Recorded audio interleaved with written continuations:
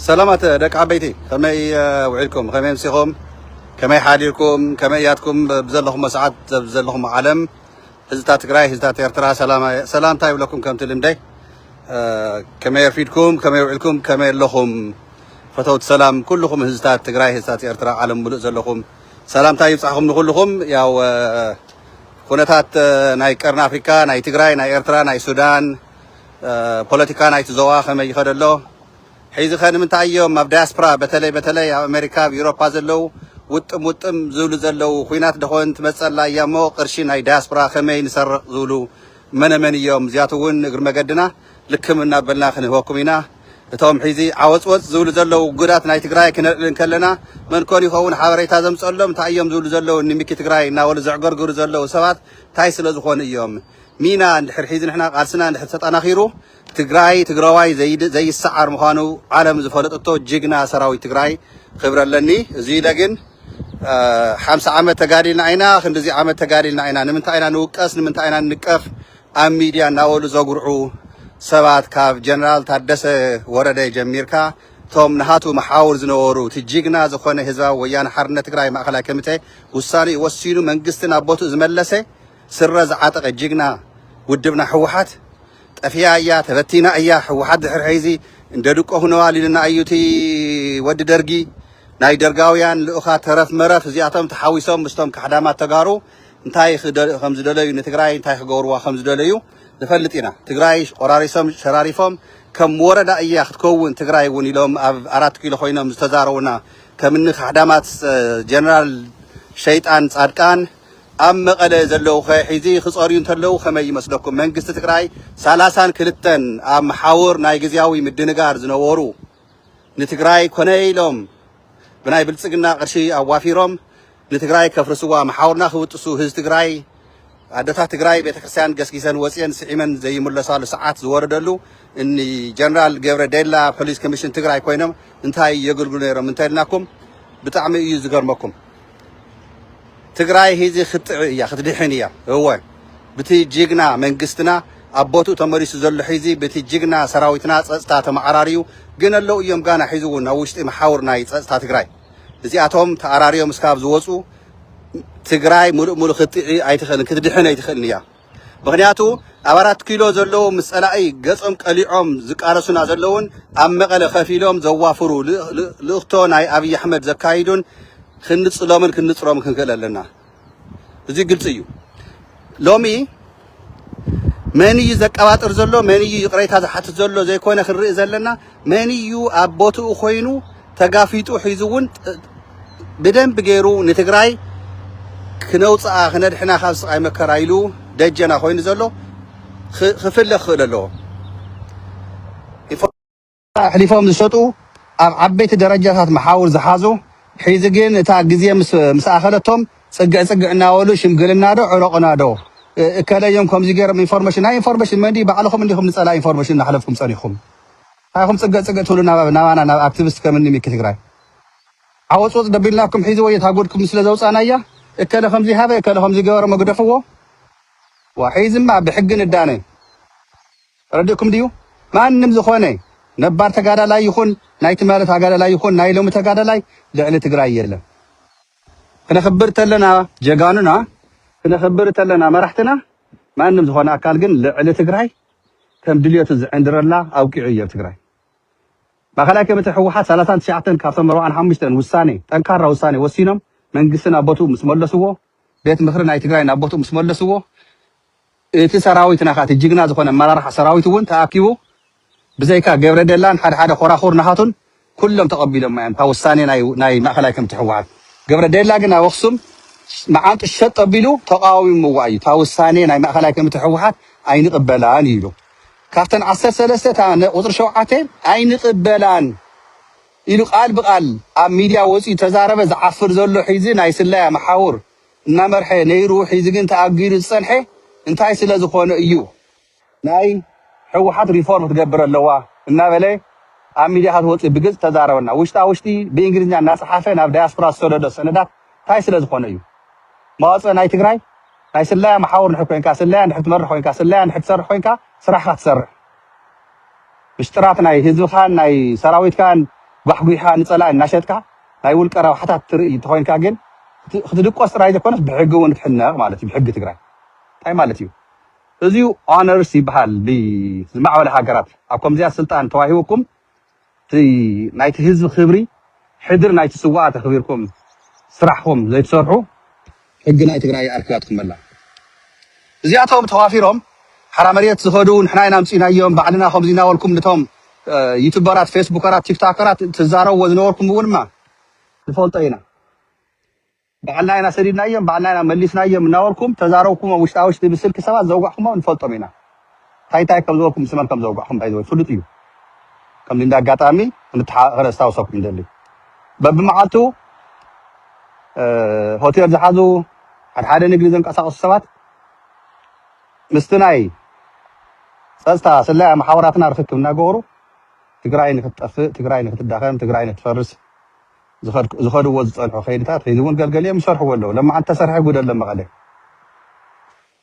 ንፈልጦ ኢና ንከታተሎ ለማዓንቲ ብልምዓት እሲ መራሕትና ኣኼባ እንዳሃለውስ ኣብቲ ደገ ተዋፊሮም ዝሰርሕዎ ዝወቃሉ ድሓን ክንድርግሖ ኢና ኣብ ግዜኡ ንሒዚ ግን ክትጥንቀቐሉ እየ ግን ንፈልጦኩም ከም ዘለና ካ ኣይትረስዑ ኢኹም እንታይ ትገብሩ ኣለኹም መዳናገሪ ሰነዳት እውን ተዳልዩ ከም ዘሎ ንፈልጥ ኢና ግን ንሕና ብምድንጋራት ዝወፅእ ሓቂ መሲሉ መፂና ናብዚ ክንድርጉሕ ዘይኮነ ነገር እሞ ዳሕራይ ሪኢኹሞም ከምዚ ገይሮም የፅልሞ ኣለዉ ኢንፎርሜሽን ከመን የመሓላልፎ ኣሎ እከለ ናብ እከለ ኢልኩም ትሰርሕዎ ተንኮልን ሽርሕን እውን ንፈልጦ ኢና በይንትኹም ኣይኮንኩም ናይ ትግራይ ጉዳይ ገበርትን ሓደግትን ትግራይ ኣዶ ትግራይ ወሊዳ ብዙሓት ጀጋኑ ጠንካራታት ዝኾኑ እኔውና እዚ መልእኽቲ ንመንእሰይ ትግራይ መቐለ ዘለኻ ኩልኻ ሰራዊት ትግራይ ፀጥታ ትግራይ ኣርሚ 22 ከምኡ እውን ኣብ ፖሊስ ዘለኹም ሻምበል ገብረ ዝተባሃለ ሰብኣይ ኣብዚ ሰዓት እዚኡ መበል ሳልሳይ መዓልቲ ኣሎ ሒዚ ናይ ተጠርጣሪ ቅትለት ኣብ ሰብ ዝገበሮ ተጠርጣሪ እዩ ክሲ ኣለዎ ክሲ ተኸሲሱ ቅድሚ 3 መዓልቲ ክእሰር ክብል ከሎ ኣብ መቐለ ናብ መሳጅ ገዛ ኣትዩ ብድሕሪት ወፂኡ ሓዲሙ ከም ዘምለጠ ንፈልጥ ኢና ለማዓንቲ ኣብ ሚድያ ወፂኡ ኢንተርቪው ዝገበሮ እውን ሰሚዕኹም ኢኹም ንኣይ እውን ይወቅስ ነይሩ ሰብ እዚኡ ንመእሰር ክእሰር ዝወፀ ሰነድ ኣብቲ ፖሊስ መምርሒ ዝተዋሃቦም እቲ ናይ መእሰርታ ኣዋጅ ዝሓዙ ደው ኢሎም ብስልኪ መእሰርቲ ወፂእካ ነት ሓባ እዮም ኢሎሞ ዘዋፍሩ ኣካላት እኔው እዮም ሒዙ እውን እንዳጋጣሚ ኮይኑ ጀነራል ይሕደጎ ፖሊስ ኮሚሽነር ትግራይ ተሓርዩ ዝሓለፈ ሰሙን ብዙሕ ግዕዚና ብዙሕ ውሽጣ ውሽጢ ዝኒሄ ንክፀርግ ግዜ ክወስደሉ ኣብዚ ክንሕግዞ ኣለና ቦይኑ ክገብሮ ይኽእል ጀነራል ይሕደጎ ብዙሕ ኤክስፔሪየንስ ኣለዎ ብዙሕ ስራሕቲ ሰሪሑ እዩ ግን ናይ በይኑ ስራሕ ኣይኮነ ስለዚ ሰራዊት ትግራይ መንእሰይ ትግራይ ፖሊስ ትግራይ ኣብ ፖሊስ ውሽጢ ኣብ ውሽጢኻ ዘለው ተሰግሲጎም እንታይ ዓይነት ትሪኦም ኢኻ እቶም ፀገማት ዘለዎም እቶም ቅርሺ እናተዓሰቡ ብደንብ ገይሮም ዝንቀሳቀሱ ፖሊስ ኣብ መቐለ ገልጊሎም ትፈልጥዎም ኢኹም ሒዚ እያ እታ ግዜ ንዚኣቶም እውን ስርዓት ንክሕዙ ፖሊስ ኮይኖም ምስ እዚኡ መእሰርቲ ወፂእካ ኢሎም ኣብ ፀጥታ ኣብ ፖሊስ ኣብ ገለ ዘለው እናዋፈሩ ንዓከለ ክትእሰር ኢኻ ሒዚ መእሰርቲ ወፂልካ እኒሄ ንዓተሓባ ንዓተደበቕ 3 መዓልቲ ሻምበል ገብረ ደቢቖም ኣለዉ ሻምበል ገብረ ፎቶ ኣብ ፌስቡክ ኣቲኹም ፖስት ገይረዮ ኣለኹ ረእይዎ እዚ ፎቶ ሒዝኩም ናይ ገበን ህይወት ሰብ ዘጥፈአ ብዙ ገበን ተጠርጣሪ ኮይኑ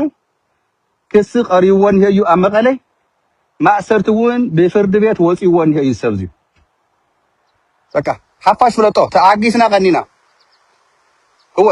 ቀኒና ወፂኡ ለማዓንቲ ዘውፅእ ዝሕልፎ ዝነበረ መልእኽቲ ናብ ኤርትራ ዝኸዱ ኣለዉ ናብ ኣዲስ ኣበባ ዝኸዱ ኣለዉ ንኣይ እውን ናብ ኣዲስ ኣበባ ክኸዱ እዮም ናብ ብልፅግና ኢሉ ይዛረብ ኣሎ ገባሪ ኣስያ ነጋሪ ኣድዮም ዝበሃልዎ እዮ ቆልዓ ቀዲሙ ይፈስሞ ፈሲኻ ከይበሃል ፍንጭ ሒዙ ጨንያትኒ ይብል በዓሉ ዝፈሰቦ ቆልዓ እዚኣ ስራሕ ኢና ንርኢ ዘለና ካብ ሻምበል ገብረ ማለት እዩ ሻምበል ገብረ ማለት ልዕሊ 4 ዓመት ኣብ ሆቴል መቐለታት ዝድቅስ መዋፈርቱ መን እዮም ንፈልጦም ኢና ንግዜኡ ግን ድሓን ደጋጊምና ስለ ዘለዑናዮም እቶም ዘዋፍርዎ ኣካላት ድሓን ንሱና ብዙሕ ይንክዶ ግን ሻምበል ገብረ ምእሳር ማለት እቶም ዝቀተሎም ተጠርጢሩ ዝቀተሎም መናእሰይ ጥራይ ዘይኮነስ እቶም ዘዋፍርዎ ኣካላት من كم زخانو قدات سلا زوصيو تأساسر محاور سلا زلوا كم تنا هيمان ترافيك الناس مزوار قال زولكم تمالي كم بتاع تأساسر قداي سلا زلوا سبزي طرطوريو بخسي تخصيصو تمسرته ايو ببوليس مقاله زدله زل ايو اب مقاله تحابيس اب ميديا اتيغن انترفيو ولا لما انتري لو سيدكم اللي هم تدينك اب ميديا اتي دحر انترفيو زغبرليو اب مقاله بكم زلو تفطو يهم مالتيو سلازيو زسبزيو خسن يهويو ماسرتن يهويو بوليس تግራይ ሳፊዚ እና አለሸ ከያአስሮ አፍት ፖሊስ ውስጥ ዘለው መሐወር እዮም መረጃ እናሃውኑ ዝሰብዚዩ ክድበቕን ከይርከብን ዝገብሩ ዘለው ስለዚህ አውሽ ተሰግሲጉ ጽን ኃይል ልኡኽ ናይ ብልጽግና እዩ ቁጥር ሓደ ጸገምና ኣብ አዲስ አበባ ዘለው መልክዖም ሒዞም እዮም ፍሉጣት እዮም አውሽትና ግን ኣብ ፖሊስ ኣብ ጸጥታ ስለያ ኣብ ተፈላለየ መሐወር ኮይኖም ኣብ ስናይ ትግራይ ዘዳኹሙን ልኡኽቶ ናይ ብልጽግና ዘተግብሩን ነዚኣቶም ሒዝንሕና ኣኽሪርና ክንቃለስን ኣኽሪርና ህዝብና ክንንቅሕን ናይ ኩልና ሓላፍነት ይኹን እዚ ኩልኻ ትግራዋይ ሕድ ትግራዋይ ትፈልጦ ክትገለለካ ስለዚ ሻምበል ገብረ ፖሊስ ትግራይ ሰለስተ መዓልቲ ገይሩሎ ካብ ዝእልሾ ቅድሚ ሰለስተ መዓልቲ ግን ኢድ ብኢድ ካስርዎ ክብሉ ከለው ደው ኢሎም ፖሊስ ንባዕሎም ካፍቶም እሰሩ ተባሃሉ መእሰ ወረቀት ሒዝና ኢና ንክትእሰር ተደበቕ ኢሎም شعوي هادي من أفت مساج جذا ذات زلنا مسيلو تم زكاة الوزنور وصلصة تم بوليس زنجيعهم مسموزو إذا سبعي بزاد حريت جذا غيرو وصي بتاع هوتيل هادي مم بيتيو بر بوليس آتيهم أفتناي مساج جذا ذاته فتشهم أيرهاول يكاتلو خالو يوم تيلم تيكر يوم نجيرو ما بايزوي مشان بالجبر يكاتلو خالو يوم توم زكاتلو منور تصانو نو عالم ستوم مقالستوم توم تصتا نو عالم عرس بعصاتهم يطاعهم زي انا قرشي اسولو تግራይ እንታይ ኮይና ዘላ ተይላስ እዚ ነገር እዚ ክጸረሎ መንግስት ትግራይ ሓላፍነት አለው እዚያት ነገር ከጽቢ ብልጽግና አዋፊሩ ይሰርሕ ዘሎ ውሽጥና ናይ ባዕልና ተጋሩ ማለት እዩ ኣብ ውሽጥ ትግራይ ኮይኖም ተጋሩ በተጋሩ ገይሮም ከፍርስና ሰርሕዎ ዘሎ ስርሕታት እዚ ክንቃለሶ ናይ ኩልና ሓላፍነት ስምዓና ክለሎ እዚ እንተገርና ክንዕወት ኢና ብልጽግና እሞንን እንታይ በለኽቱል ይኹም ሚኪ ታበለኽቱል ይኹም ብልጽግና ተኩሱ ድሕሪ ሒዚ ትግራይ ዝረግጾ የለን ምዕራብ ትግራይ ተጋሕጢቱ ተአው ዘሎ ሙሉሙሉ ክማረኽ እዩ ትሪኹም ናይ ተከዘዘብ ናይ ገለ ዝበሃል ዘሎ ናብ ጎንደር ክሓድመ ይኽእል ምክንያቱ ጎንደር ቆሪጹ ፋኖ ድኹዕ ክገብሮ እዩ ናብ ውሽጢ ትግራይ ከያቱ ኒሄና ሰራዊትና ናብ ሱዳን ከይሃድም ኣርሚ ሰብዓን ኒሄና ናብ ኤርትራ ከይሃድም ኣው ሰራዊት ኤርትራ ኒሄ ሶ ኣሞንጎ ተቀርቀረ የተከዘዘብ ዝበሃል ናይ መከላከያ ዝበሃል ዘሎ ናይ ብልጽግና ሰራዊት ኣብ ምዕራብ ትግራይ ኒሄ ሳንዶዊች ይኮውን በሓደ ግዜ እዚ ሳንዶዊች ምስኮነ ምስተሓሰየ ምስተረግጸ ምስተደምሰሰ ኣብ ትግራይ ዝካየድ ኮይናት ኣብ ካልእ ትግራይ የለን እዚ ናብ መቐለኽና ኣቲና ገለገለ ዘለው ናብ አዲስ ኣበባ ኣቲና ክርገጹ ምዃኖም ስለ ዝፈለጡ እዮም ንጻድቃን ንጌታቸው ዓፈርፈር ዝብሉ ዘለሑ ሒዞም 4 ኪሎ ኮይኖም 4 ኪሎ ዘለውዎም ኣብ ቀረባ ግዜ መን ከም ዝቋፀራ ስፋና ኣትዩ ኦላ ኣትዩ ቲዲኤፍ ኣትዩ ክቋፀራ ይኽእል እዩ ሕሰውሉ እዚኣ ሕሰው እዚኣ ስለ ዝፈለጡ እዮም ሒዚ ዓወፅ ወጥ ዝብሉ ዘለው ቶም ንኣቶም ልኡኻት ከተግብሩ እዚ ሽርሕን ጉሕን ዝሰርሑ ዘለው መቐለ እውን ጨኒቓቶም እያ ዘላ ስለዚ ሻምበል ገብረ መን እዩ ናብ ኣስመራ ዝሓድም መን ሓሳዊ ኢኻ ባይዘወይ ኣብ ኩሉ ዘመናት ኩናት ትግራዋይ ናብ ኣስመራ ሃዲሞ ይፈልጥን ሓሳብ ምዃንካ ብዙይ ሓደ መርትዖ ክበካ ኣብ ዝኾነ ኩናት ዓለም ኣብ ደርጊ ግዜ ይኹን ኣብ ኢትዮ ኤርትራ ይኹን ኣብ ዝናይ ሒዚ 2 ዓመት ዝነበረ ኩናት አንተ ሓሳብ ፈሽኳል ሻምበል ገብረ መን ናብ ኤርትራ ኣይን ትግራዋይ ናብ ኤርትራ ተሰዲዱ ኣይን ትግራዋይ ናብ ኤርትራ ሃዲሙ ኸይዱ ስትራዓ ነገረኒ ንስኻ ጽሩይ ትግራዋይ ኮይንካ ኣብ ትግራይ ኮይንካ ንትግራይ ክትቃለስ እንታይ ዳ ገይሮም ካቶም ሂዝ ተጠርጢርካ ነኻ ሰብ ቀቲልካ ለይኮንካ ነኻ ተጠርጢርካ ዝነኻ ኣይኮነን ተኸሲ ቀሪብካ ነኮ ቅርሺ ዝሓዙ መናእሰይ ኮ ኢኻ ብኻር ሓሪድካዮም ብፋስ ጨፍሊቕካዮም ተባሂልካ ተኸሲስካ ዝነኻ ሒዝ ትፈጣኒ ኢኻ ታጉድ አንተ ፈሽኳል ብቀዳማይ ባይዘወይ ፖስት ገይረየስ ግደፍና ንግዚ ይጽንሐልና ኢሎም እየ ኣልዕልየ ጽሑፍ ማዕተሎ ተሰበር ዜናኻ ተሎ ተጸበይና ዝወላኩም ምን ካብዚ ይዝምር تفلطوا زلكم نحن حدا غزي تعقس سلا نقبر زلنا ينبر ما عاد قودلو قدفنا كاين وص خيل زرقح شرحتات ناي بلصقنا اما غلز نيو بانداتات 4 عامات بولسي اب هوتيلات يدق السبزي ناي هوتيل مدقسين ناي مغون من يخفللو من ينقساقسو نفلطينا حرام مريت نيروم زموصو انت يسرحلو انت يرخكولو مسنمن نفلطينا نينا يتحابريتا غلغولي ግን ትዕግስት ንግበር ዝኾነ ነገር ኣብ ኢንቨስቲጌሽን ዘሎ ተቀዳዲም ካና ሚዲያ ውጪኻ ነቲ ስሩሕ ዝሰርሕ ፀጥታ ፖሊስ እውን ከይባላሸው እናበልና ብትዕግስት ስለዝሓዝናዮ ሕዚ ግን በቃ ንስኻትኩም ዝነቕሕኩም መሲልኩም ናብ ኤርትራ ዝኸይድ ኣሎ ናብ አዲስ አበባ ዝኸይድ ኣሎ ኣነ ግን ኣብ ሽረ ተወሊደ እስካብ ዓድዋ እስካብ ራያ እስካብ ዓዲግራት እየ ኣታታ ትግራይ ናይ ኩልና እያ ፅግዕ እትበል ናብ ዓድዋ ናብ ሽረ ናብ ዓጋመ ኣይሰርሕከሞ ትግራይ ናይ ኩሉ ትግራዋይ እያ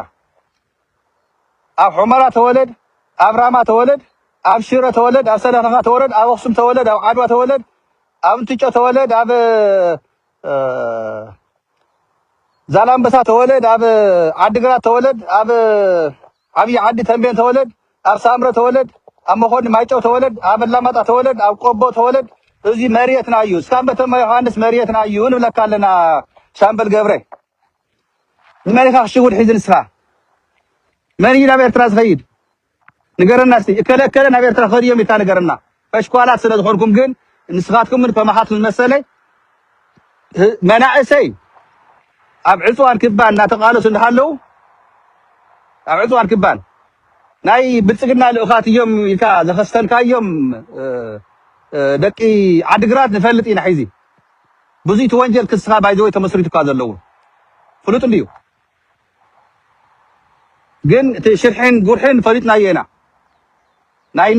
ንከለ ናወልኩ እናተዛረብኩ ዝቐኒኹ ድሓን ኣብቲ ፖሊስ መሓውር ተዘርጊሑ ዝፀንሐውን ካብ ገብረ ዴላ ጀሚርካ ምኽትሉ ቀፂልካ እንወለጋ እንታይ ይሰርሑ ነይሮም ሲ ደጋጊምና ተዛሪብናሉ ኢና እወ መራሕትና ቅንፃነ ክግበርሲ የዛጋጀወለው ኢለ ደጋጊመ ተዛሪበ እየ ደጋጊመ ክዛረብ ተለኸውን እንኳዕ ሰማዕ ረኸብኩ ምክንያቱ ኣብ ትግራይ ዘሎ መራርሓ ፀጥታ ካልኦት እውን እዚ ተገዲሶም ሪኦም ስሩሖም ሰሪሖም ናይ ንወለጋ ናይ ጉዕሽ ገብረ ዝነበረ ዕላማ ሽርሒ መራሕቲ ሰራዊት ትግራይን መራሕቲ ሕወሓትን ቅንፀላታት ክካየድ ብኒ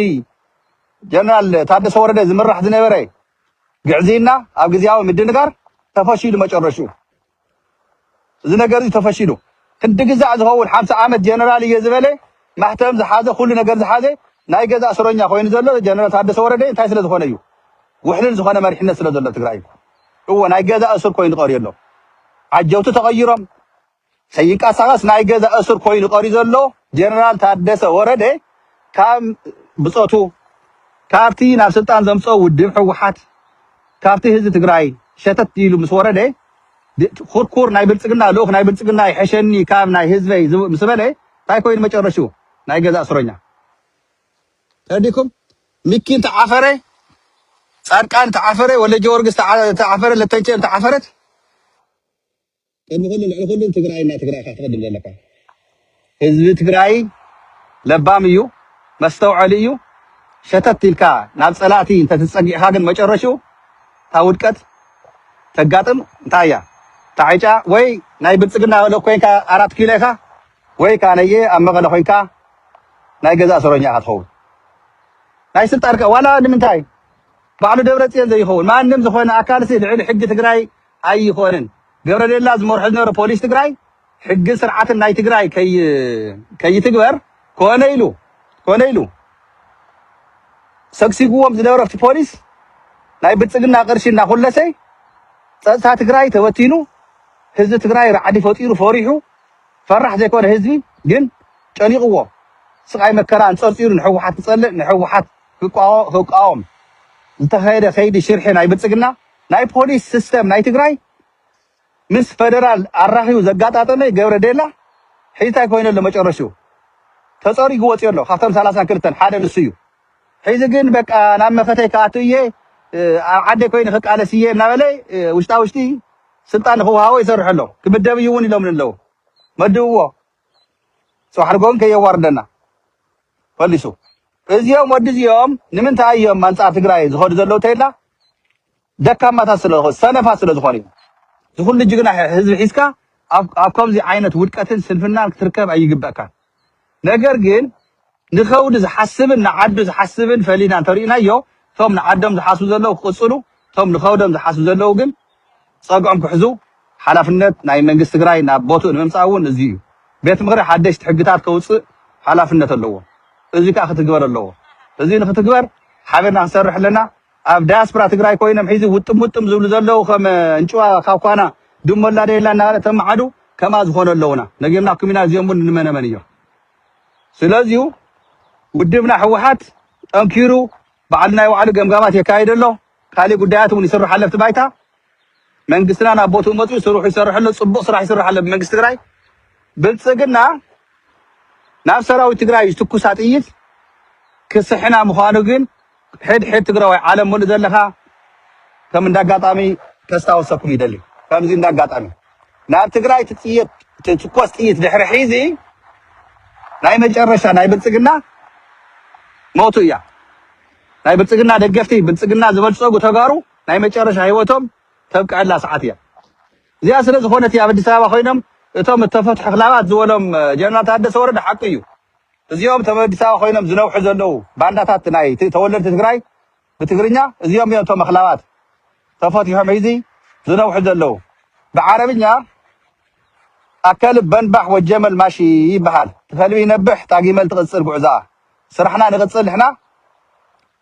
ኣኽላባት ይንውሑ ግዲ የብልኩምን ኣየኹም ግዲ የብልኩምን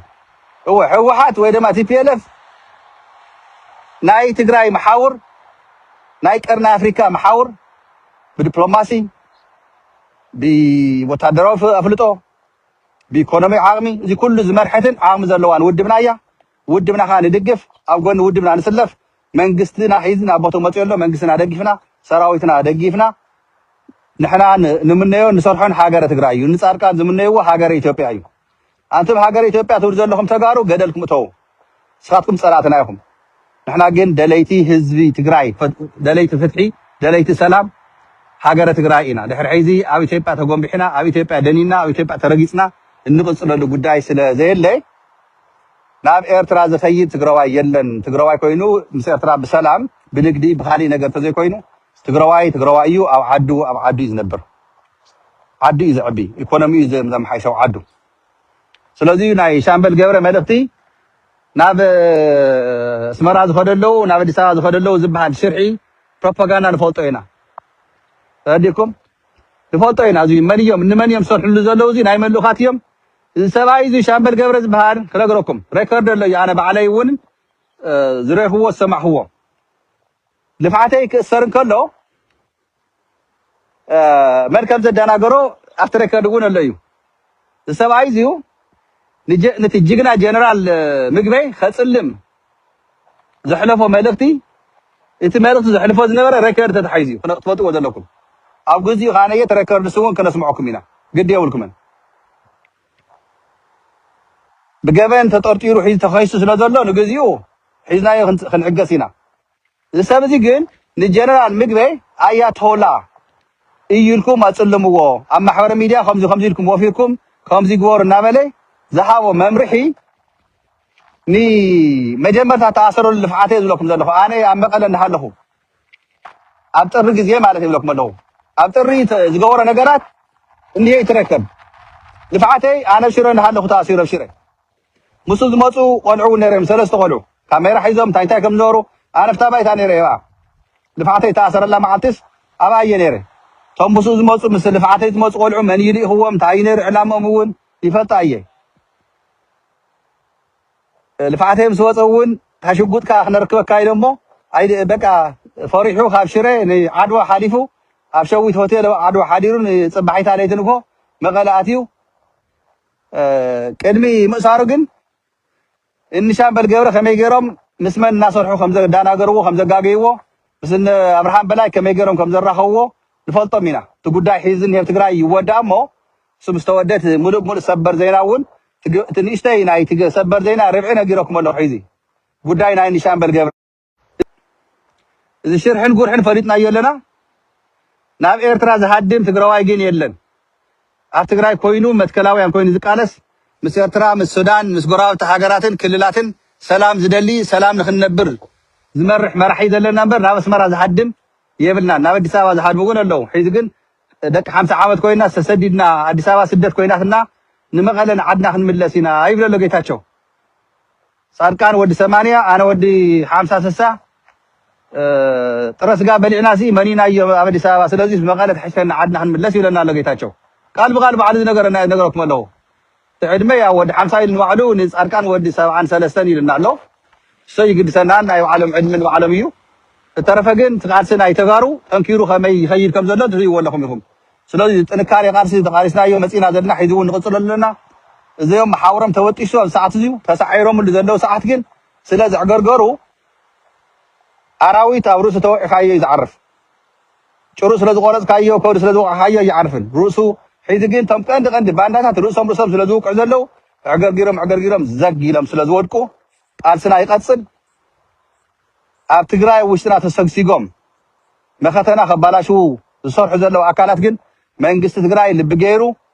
ትዕግስቲ ገይሩ እዙይ ፀፅዩ ኣፃርዩ ብደንብ ገይሩ ኣብ ደጀኖም ዘለው መዓት ጀጋኑ እኔውና እዚኣቶም ናብ ቅድሚት መፅኦም ምስቲ መንግስትና ኮይኖም ምስ ሰራዊትና ኮይኖም ምስ ህዝብና ኮይኖም ንትግራይ መዋፅኦ ፅቡቅ ክሰርሑ ዕድል ክወሃቦም በቲ መንግስቲ ትግራይ ከም ተቃላሳይ ትግራዋይ ሓደ ክላዎ ይደሊ እዞም ምስ ፀላይ ኮይኖም ዝሰርሑ ዝነበሩ ሒዚ ግን ለባም ፀዋት ዘለው ሒዚ ግን ተጋጊና ኢና ናይ ባዕልና ሰልፈ ነቐፈይታ ክንገብር መሓሩና ሸምጉልና እንዳ ሕወሓት እናኸድካ ናብ ውልቀ በራሕቲ እናኸድካ ከምዚ ግን ኣይሰርሕ እንድሕር ሒዚ ትግራይ ክትፀርያ ዘላ ጠበጥበጥ የለን ፀሪና ንውፃእ ህዝብና ነድሕን 1.2 ሚልዮን ህዝቢ ምዕራብ ናብ ዓዱ ንመልሶ ናይ ትግራይ ዕፅዋር ክባን ጠጠው ንኽብል ሓቢርና ንቃለስ ካብዚ ወፃኢ ግን ናይ ውልቀ ሰባት ሕሽክርና ጠጠው ነብል ኣነ ማንም ሓደ ውልቀ ሰብ ኣብ ትግራይ ይኹን ኣብ ዝኾነ ዓለም ዝሕሽከሮ የብለይን ሓሽከር ናይ ህዝበይ ኣብ ጎኒ ሰራዊተይ እዚያ ኣነ ዝሕሽከሮ ህዝበይ ዓደለትን ትግራይ ብጣዕሚ ዝፈትዋ ዘይበላዕ ኩላ ዘይተቐመጥ ኩላ ማይ ዘይስተ ኩላ ብደንብ ገይረ ተመሊሰ ክነብረላ ምስ ህዝበይ ድኻ ኮይነ ድየ ሰሪሐ ሸቂል ሃፍቲ መድየ ንሱ ናይ ፈጣሪ ጉዳይ ሓቢርና ክንሪኦ ኢና መጀመርታ ግን ህዝብና ናብ መረቦት ይመለስ ኣብ ስደት ዘለና ይኣኽለና ከምዚ ኸማይ ዓድና ተመሊስና ሙሉእ ኢኮኖሚ ናይ ዓድና ዕቢና መንእሰይና ካብ ስደት ኣብ ዓዱ ንኽነብር ኣብ ዓዲ ሸቂሉ ስራሕ ፈጢርና ሓቢርና ንኩልና እጃምና ኩልና ትግራይ ናይ ኩልና እያ ንትግራይ ሕሊፉ ዝህብ ግን ኣይንዕገሶ እንድሕር ሒዚ ከም ተጋሩ እዙይ ተቃልስና ኣብ ደገ ዘለው እውን ፈረኽረኽ ኢሎም እዮም እቶም ባንዳታት እቲ ዳያስፖራ ዝዳናገር ዝነበረ ናብ ሓደ ነምፅኦ ኣለና መፅኡ ፅቡቅ ኢና ዘለና ኣብ ዳያስፖራ እውን ፅቡቅ ምዕራያ ተገይሩ ፅቡቅ ርክክብ እናገበርና ሒዚ ኣብ ፅቡቅ ደረጃ በፂሑ ስለ ዘሎ ዳያስፖራ ትግራይ እውን ኣየኹም ተቃለሱ ንቐፅለሉ ትግራይ ትስዕርያ ኣይንጠራጠርን ሰላም ኩለይ በብዘለኹም ብጣዕሚ ዝፈትወኩም ብጣዕሚ ዘኽብረኩም የኽንየለይ